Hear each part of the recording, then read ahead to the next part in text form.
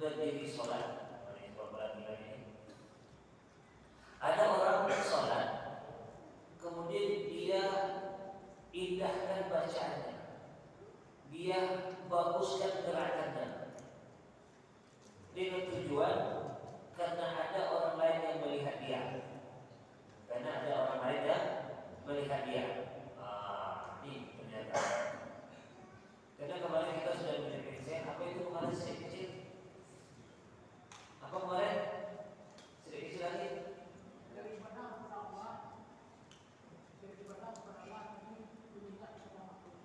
Oke, sirik kecil adalah orang yang beribadah kepada Allah tapi mengharapkan sesuatu kepada makhluk. Kalau sirik besar, dia beribadah kepada selain Allah, mintanya juga kepada selain Allah. Ini sirik besar. Kalau sirik kecil itu dia ibadah kepada Allah, sholat dia, puasa dia, zakat dia, baca Quran dia, tapi mengharapkan sesuatu selain Allah. Ini contoh. Ayakum rajul, seseorang berdiri, fayusalli, kemudian dia sholat, fayuzayyin sholatahu, kemudian sholatahu, kemudian dia hiasi sholatnya, bacanya diperbagus, gerakannya dibagus-bagus dan lagi. Apa tujuannya? Lima yara min nazar rajul, karena dia ingin agar seseorang melihat dia. Berarti ada yang diharapkan selain Allah. Apa itu? Orang lain ingin melihat dia. Bahwasanya dia ini sholatnya bagus, dia ini bacanya bagus, berarti ada. Makanya ini yang Rasulullah SAW takutkan, khawatirkan. Kan aku, inna akhwafa ma akhafu alaikum, yang paling aku takutkan dari kalian, yang kita umatnya ini, para sahabat kita umatnya adalah asyirkun asghar, sirik kecil. Sirik kecil itu dikhawatirkan. Kok gak khawatir aja sirik besar sekalian itu? Yang paling aku takuti dari kalian adalah sirik besar. Kok malah sirik kecil yang dikhawatirkan? Padahal sirik kecil itu pelakunya tidak kekal di neraka, ya kan? Kemudian tidak menghapus seluruh amal. Beda dengan sirik besar, seluruh amal dihapus, pelakunya kekal di neraka. Tapi malah Rasul lebih khawatir sirik kecil. Artinya apa? Artinya karena dalam masalah sirik kecil kadang-kadang kita sering abai. Kalau orang benar-benar beriman kepada Allah, nggak mungkin ya melakukan sirik besar, nggak mungkin. Tapi bisa saja orang beriman itu kadang-kadang dia melakukan sirik kecil tanpa dia sadari, tidak sadar dia. Makanya Ibnu Abbas itu menjelaskan sirik kecil itu bagaikan semut hitam berjalan di atas batu hitam. Lupa.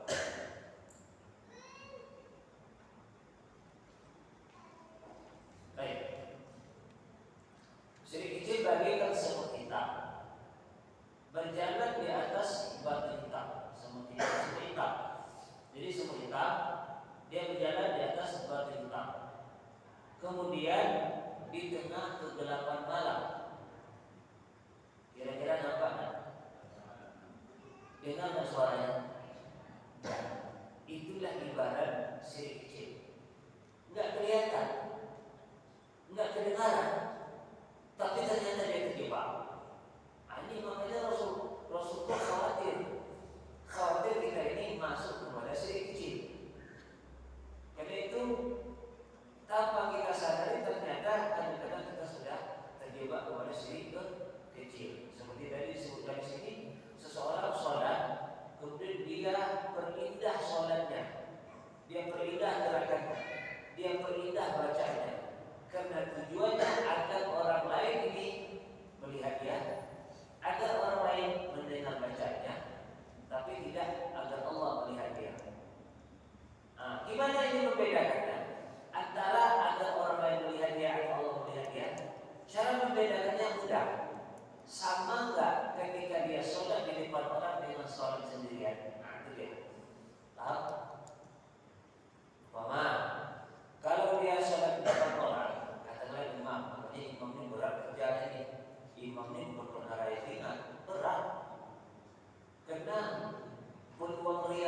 besar daripada makmum. Serius. Makanya sebenarnya jadi makmum itu paling nikmat. Paling enak jadi makmum. Dia nggak memiliki beban. Nggak ada beban mikirin berapa rakaat jumlahnya. Jadi makmum nggak beban. Nggak ada mikirin hafalan ayatnya. Nggak ada mikirin rianya. Ada pikirin besar. Tapi kalau imam, dia memikirkan hafalan di ayatnya. Dia memikirkan ini 3 atau 4, 3 atau 4 lagi lah. Nah, mikirkan itu lagi. Belum lagi memikirkan bacaan saya ini kayaknya ada di pagi dua satu belakang. Ada nanti dipilih di putusan TI Kabupaten Pelalawan. Awal beda loh. Kita mengimami bupati dengan mengimami rakyat biasa beda ya. Siapa yang pernah? Siapa yang pernah mengimami bupati? Tapi beda, mesti beda. Beda, gengsinya beda. Artinya rawan rianya itu juga beda. Apalagi kalau mengimami presiden. Beda loh. Anda pernah mengimami presiden itu lain. Ini nggak ada lagi mengimami RT, nggak ada lagi. Tapi di situ rawan memang terjebak kepada syirik. Oke? Jadi untuk mengukurnya salah satunya dengan cara apa? Untuk mengukurnya beda nggak ketika dia sholat di depan orang dengan dia sholat sendirian? Nah itu dia.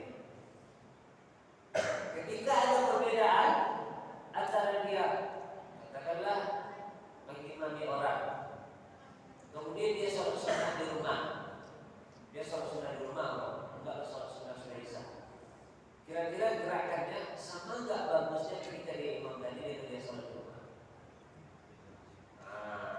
Itu dia rawat tuh. Makanya ini memang harus berhati-hati betul masalah ini. Oke? Fahazal akhir muslim kalian, oleh karena itu hati-hatilah saudara. Bahwa syarul bala, ria ini bagi dari sisi kecil adalah sejelek-jelek bala, musibah. Yasta'silul a'mal wa yajibu ta'an. Yang mana amalan-amalan kita ini bisa sia-sia. Bahkan ketaatan kita kepada Allah sama sekali tidak bermanfaat. Kemudian hal yang juga ditakutkan ketika orang melakukan ria ini atau syirik kecil ini, awal ma tus'aru bihim nar jahannam. Api neraka itu pertama sekali dinyalakan bagi siapa? Bagi mereka yang belajar Al-Quran atau qari'ul Quran. Al-alim qari'ul Quran. Qari'ul Quran atau al-alim.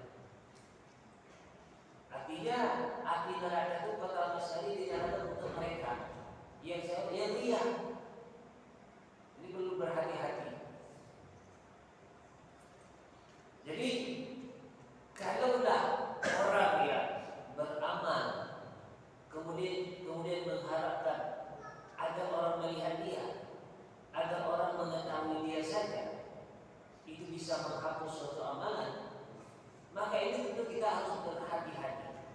Coba kita lihat Allah SWT berfirman tentang kisah orang munafik. Innal munafiqina yukhadi'una Allah wa huwa khadi'uhum idza qamu ila salati qamu kusala yura'una an-nasa wa la yadhkuruna Allah illa qalila. Muzabzabina baina dzalika la ilaha illa wa la ilaha illa.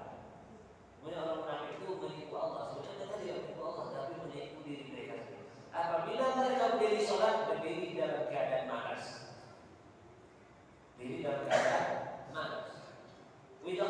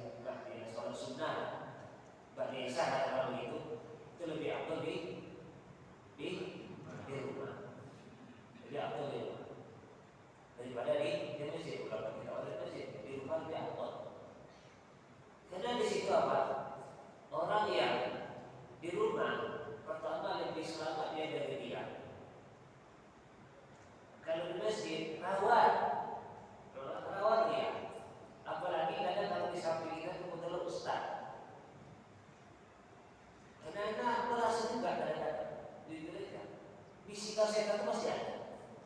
Kalau pas di samping Ustaz, kalau saya mau sholat samping dia, kadang mulailah memperbagus-bagus. Itu permainan setan memang. Jadi kita ambil, setan itu tidak masuk lagi. Kalau kita tidak ingat ini perangkap setan, berlanjut sampai salah nanti kita akan memperbaiki gerakan. Karena ini dilihat oleh Ustaz, bukan lagi kena Allah. Tapi insya Allah, kalau kita mengetahui ilmu-ilmunya, ini adalah bagian dari perangkap setan. Jika kembali lagi Allah, aku ingin melaksanakan engkau ya Allah, bukan dan Ustaz. Itu mengalami ini. Kalau kadang-kadang pas di samping Ustaz atau Syekh bawakan, itu kadang mulai muncul. Memang setan itu masuk ya. Kalau kita ikuti bisikan setan tadi sampai selesai, itu yang menghabiskan. Tapi insya Allah, ketika kita sholat, tiba-tiba muncul bisikan setan tadi, ya kamu Arab dari ini ada calon menantu di yang paling ada sholat kedua di belakang nih, kan? Nah, ketika itu langsung kembali lagi. Nah, karena engkau ya Allah, itu insya Allah tidak menghapus. Karena setan sengaja diwaswis. Jadi kalau hanya terlintas, baru terlintas umpamakan akan melakukan dia, maka insya Allah tidak bersama kita. Tapi ketika terlintas akan melakukan dia, terus berlanjut, kita sadar ini adalah perbuatan dia, ini adalah perbuatan sedikit, kita sadar, tapi kita lanjutkan sampai selesai, itu yang bisa menghapuskan. Oke, jadi ini adalah salah satu bentuk daripada syirik kecil yang akan bisa menghabiskan amal-amal kita. Kemudian juga bahkan dalam hadis yang lain, perhatikan hadis ini, hadisnya panjang, akan tetapi Nabi Sallallahu Alaihi Wasallam mengatakan, Inna Allah Taala wa Taala idza kana yaumul qiyamah nazala ibad dan nazala bil ibad yaqdi bainahum wa kullu ummatin jaziyah. Pada hari kiamat nanti Allah Subhanahu Wa Taala menghadap hambanya, jadi hadis ini, untuk membuat keputusan atau untuk menghakimi manusia. Setiap umat akan dikumpulkan di hari kiamat nanti oleh Allah Subhanahu Wa Taala. Kemudian fa awwalu man yad'u bihi rajulun jama'al Quran, dan orang yang pertama dipanggil adalah orang yang menghafal Al-Quran atau qari'ul Quran. Kemudian orang yang dibunuh di jalan Allah atau orang yang mati di jalan Allah. Kemudian orang yang memiliki harta. Di pertama sekali yang dikumpulkan dipanggil oleh Allah adalah, kan misalnya Allah ingin membuat keputusan di hadapan hambanya. Selanjutnya menyidang hambanya. Pertama sekali yang dipanggil adalah orang yang jama'an Quran, orang yang menghafal Al-Quran, orang yang ahli Quran, dipanggil dulu. Kemudian yang kedua, orang yang mati syahid di jalan Allah atau orang yang gugur di jalan Allah. Kemudian yang ketiga adalah orang yang banyak hartanya. Fayaqulul qari, kemudian orang yang membaca ahli Quran tadi berkata, ala mu'allimka ma anzaltu ala rasuli. Qala bala ya Allah. Jadi dipanggillah, disampaikan kepada pembaca Al-Quran atau ahli Quran ini, bukankah aku ajarkan kepada kamu Al-Quran? Artinya kita menghafal Al-Quran, kita bisa membaca Al-Quran, itu kan adalah karunia Allah, kan? Pemberian Allah yang Allah berikan kepada kita. Yang mana Al-Quran ini Allah turunkan kepada Rasulnya, kemudian dititipkan di dada kita apa? Kita hafal, atau kita ahlilah dalam membaca Al-Quran, fasih katakan begitu. Qala bala ya Allah, betul Allah. Kemudian qala famadza 'amilta fima 'ullimta. Kemudian ditanya dia, setelah aku beri kamu Al-Quran, artinya Allah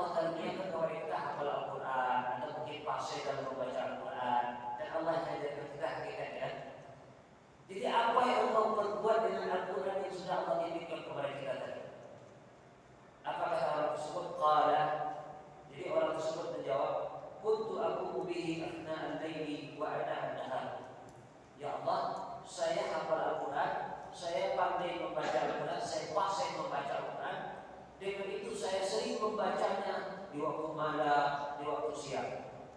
Fa yaqulu Allahu lahu, lalu Allah mengatakan kepada dia, kadzabta, engkau pembohong, engkau berdusta. Wa taqulul malaikat kadzabta, juga malaikat berkata engkau pembohong. Jika Allah berkata engkau pembohong, malaikat juga ikut engkau pembohong. Wa yaqulu Allah, bal aradta iqal, akan tetapi engkau baca Al-Quran di waktu malam, engkau menghafal Al-Quran, engkau baguskan bacaan Al-Quran, engkau berindah lagu-lagunya, agar engkau dikatakan seorang qari, mantap, itu orang yang ahli Quran, itu mantap, itu qari dan seterusnya. Jadi orang tersebut karena dia melakukan itu, dia menghafal Quran, dia membaca Quran karena ingin bahasa kitanya riya, lalu dia dilemparkan ke neraka. Berdusta dan dilemparkan ke neraka. Kemudian datang lagi orang yang terbunuh, yuqtal alladhi qutila fi sabilillah. Kemudian orang yang mati di jalan Allah atau orang yang berperang, fa yuqalu lahu fima qutilta, dikatakan kepada dia, engkau mati kenapa? Mati kenapa? Ya Allah, aku kemarin mati. Umirtu bil jihad, aku diperintahkan untuk berjihad di jalan Engkau ya Allah. Kemudian saya bunuh mereka sampai saya terbunuh. Lalu Allah katakan, engkau berdosa. Mereka juga ikut, engkau berdosa. Lalu orang tersebut dilemparkan ke neraka. Kemudian engkau dikatakan ini engkau mati berperang karena engkau ingin meraih pangkat. Engkau berperang, engkau gugur di medan perang karena engkau ingin mendapatkan gelar pahlawan. Dan itu sudah engkau dapatkan di dunia. Lalu mereka dilemparkan ke neraka. Kemudian orang yang disahibul mal, orang yang memiliki harta yang banyak. Fa yaqulu Allah, lalu Allah tanya kepada dia, alam wasi' 'alaika hatta lam adaka tahtaju ila ahad. Bukankah aku telah melapangkan rezekimu, kata Allah, memperbanyakkan hartamu kepada Allah, sehingga engkau tak butuh orang lain lagi. Untuk beli berasmu tak ada lagi butuh orang lain. Untuk beli mobil tak perlu lagi pinjam sama orang lain. Beli sendiri, ada orang masih pinjam sama orang lain masih ada kan? Atau masih kredit masih ada. Dia enggak cash. Beli komputernya cash. Beli Pajero cash. Beli kebun sawit cash. Nah, bukankah aku telah melapangkan rezekimu, kata Allah, sehingga engkau tidak butuh lagi orang lain? Qala bala, betul ya Allah. Qala famadza 'amilta fima ataituka? Lalu dengan harta yang banyak aku berikan kepadamu, apa yang kau perbuat? Apa kata? Qala kuntu asilur rahim, aku menjalin silaturahim dan aku bersedekah, kata dia. Banyak puluh Allah katakan, Allah mengatakan engkau pembohong. Mereka juga mengatakan engkau pembohong. Engkau dikatakan engkau bersedekah, engkau banyak beribadah ini, bangun masjid, ngasih karpet masjid, ngasih kipas masjid, karena engkau ini dipilih waktu saya pemahaman. Ada itu kan, ngasih bantuan karpet masjid agar dia ini dipilih sebagai caleg. Tak naik, tarik pada karpet. Ada orang di mana tu ya? Di daerah saya isi dari mana? Di berita. Sebelum pemilihan kasih karpet dan masjid. Gila tak naik dan tak dipilih sama jemaahnya mungkin tarik balik. Kacau. Dan ini memang hadis ini nyata. Jadi kadang ada orang beribadah bukan benar-benar karena Allah, tapi ada yang diharapkan dari makhluk. Ingin dapatkan gelar seorang yang dermawan, atau supaya dia dipilih jadi anggota DPR atau bupati dan seterusnya. Lalu dia dilemparkan ke neraka waliyadzubillah. Ini adalah hal-hal yang sebenarnya perlu kita perhatikan, bagaimana amalan yang seperti itu saja bisa menghapus suatu amalan dan bisa menyebabkan masuk neraka. Kalau orang bersedekah saja bisa masuk neraka, apalagi kita bersedekah. Itu orang yang mati di jalan Allah saja bisa masuk neraka, apalagi kita mati di jalan Allah.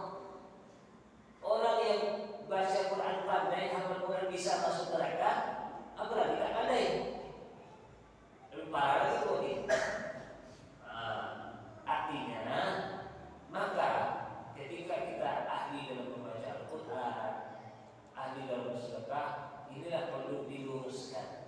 perlu diperbaiki. Makanya ikhlas itu apa artinya kemarin? Pemurnian. Ikhlas itu artinya apa? Tasfiyatul amal an syara'i syirki. Tasfiyah artinya pembersihan. Ikhlas itu artinya apa? Pembersihan amal dari unsur-unsur syirik. Itu makna ikhlas. Kalau ada sedikit saja unsur syiriknya, ini kan air murni kan? Air murni. Kalau ada saja sedikit masuk galon, katakanlah cuma setengah sendok gula, maka air ini tidak bisa lagi dikatakan murni, karena sudah masuk galon setengah sendok. Atau apa? Masuk karotok atau rendang atau gramason, cuma setengah sendok masuk sini, setengah sendok atau setengah sendok ya, satu tutup nih. Atau mau berani minum? Kalau mau besok ketemu minumnya yang kuala. Satu ini masuknya satu tutup ini, satu tutup di galon masuk dalamnya habis sudah air itu. Padahal sih kami hitung jumlahnya masih banyak air putihnya daripada galon. Galon cuma satu tutup nih, masuk dalamnya rusak semua. Amal kita sholat dari takbir sampai salat, bahkan dari wudu sampai zikir sampai sholat. Ketika masuk syirik dalam sholat kita dan kita sadar dalam hal itu, kecuali kalau terlupa, lupa ada rupanya tempat syirik ini, mudah-mudahan dimaafkan. Karena lupa kan, karena orang lupa insyaAllah lupa ada rupanya ada dari syirik kecil lupa kan, lupa ada rupanya ada dari riya, mudah-mudahan dimaafkan. Tapi kalau sengaja, tidak ada. Oke? Nah baik. Jadi ikhlas tasfiyatul amal an syara'i syirki, yaitu membersihkan amal dari unsur-unsur syirik, membersihkan air ini dari unsur-unsur racunnya. Makanya itu kan melalui proses. Ini kan ada filter. Coba antum pernah lihat orang jual galon air, galon-galon itu tak? Air galon-galon itu yang disedot dari sumur, kemudian yang dijual di kita penkuah apa kalau di lawannya apa penkuah ya? Yang diputar mana itu? Kan ada penkuah atau apa?